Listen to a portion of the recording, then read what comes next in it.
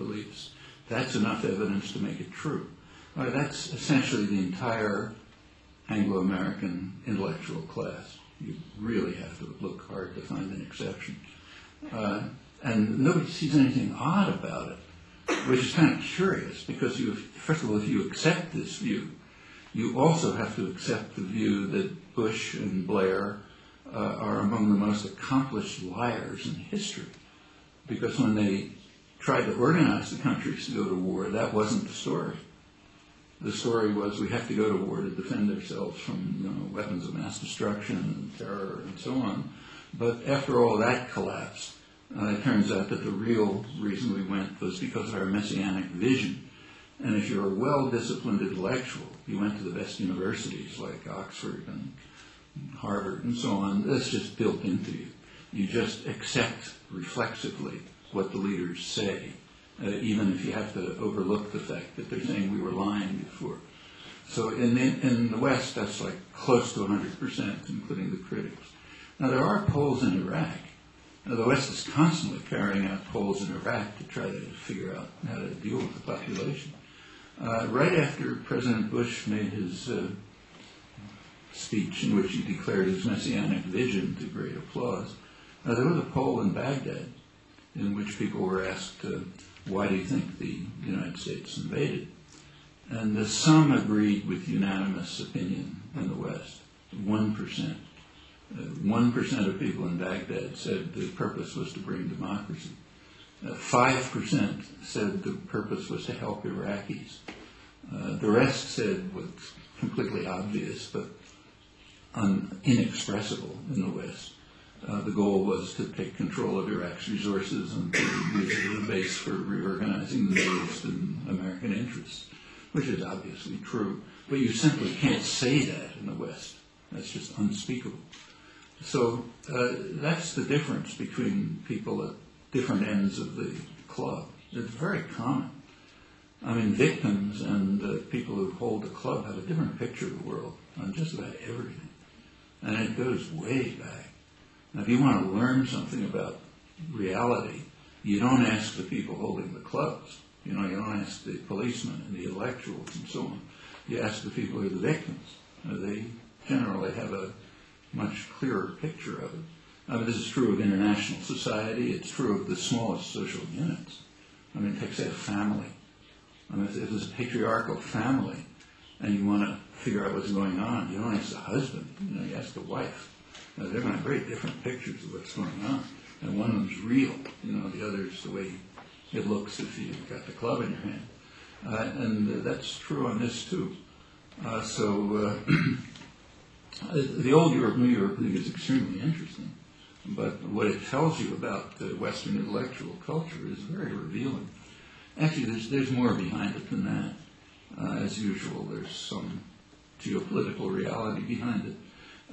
If you look at what's called old Europe, the bad ones, that's primarily Germany and France. Well, Germany and France are the heartland of Europe. I mean, that's the commercial, industrial, financial heartland of Europe. New Europe, the good guys, is the periphery. Spain, Italy, Latvia, Hungary, the fringes. Well, and the hatred of old Europe has much deeper roots than just hatred of democracy. It goes way back to the end of the Second World War. After the Second World War, the United States was, of course, in a position to run the world. There was no question about that. But they recognized that there are potential problems. And one of the potential problems is Europe. Europe might go off in its own direction.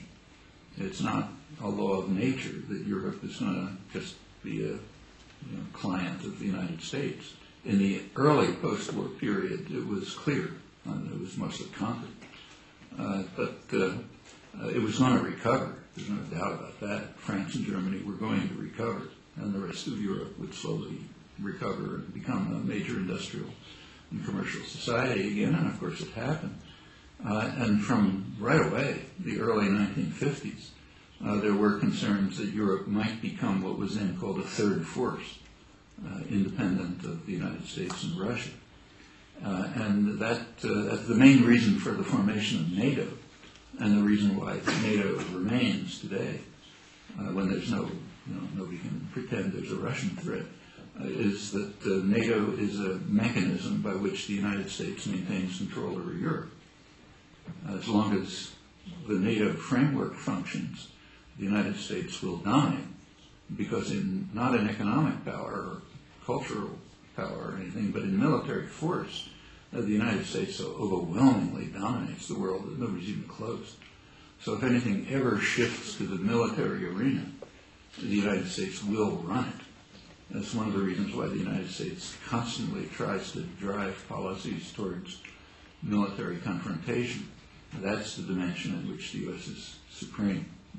That's not, England goes along. It's sort of a client state, but Europe is very capable of moving off in an independent direction. Part of the reason why the United States has been so eager to have the European community and NATO extend to the former satellites is it assumes that they will be more under U.S. control. So the assumption is that in Eastern Europe, for one thing, there are more illusions about the United States. Having been under Soviet domination creates illusions about the alternative. If you lived in Central America, you wouldn't have any illusions about the United States. But if you live in Hungary, you would have illusions. And it's assumed that those illusions will carry over, and also that they'll be like the foreign minister of Latvia. They'll know that your job is to say, yes, sir, we have to help the Americans. And that, it's hoped, will weaken the likelihood that a unified Europe might simply move off in its own direction and become an independent force in world affairs, which is one of the major problems of world control. Actually, it's one of the major reasons why the United States is in the middle, wants to make sure that it controls Middle East energy. It's been understood back since the 1940s that the main energy resources of the world are in the Persian Gulf region.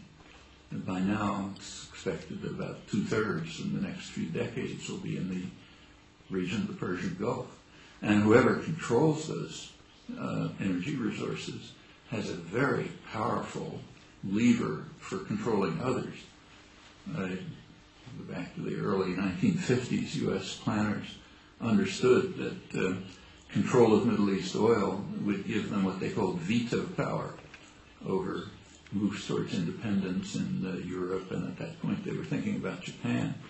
And that's why there's such a struggle going on right now about who controls the oil resources and who decides where the pipelines are going to go from Central Asia to somewhere. The United States wants to make sure Central Asia is not on a scale of the Middle East, but it's fairly substantial. And there's a big battle about whether the pipelines are going to go to the east, to China and Japan and South Korea, this major industrial center there, or are they going to go to the west?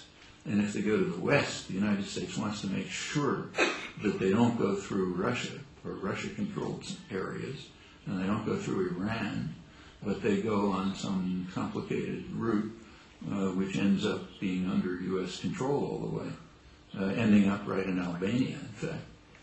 Good part of the reason for controlling Kosovo is to make sure that you end up with the pipelines staying under control. So if you look at the pipelines that are planned, they go in a very strange route, but ending up in regions that are always under U.S. control. And that's important if you want to control the world.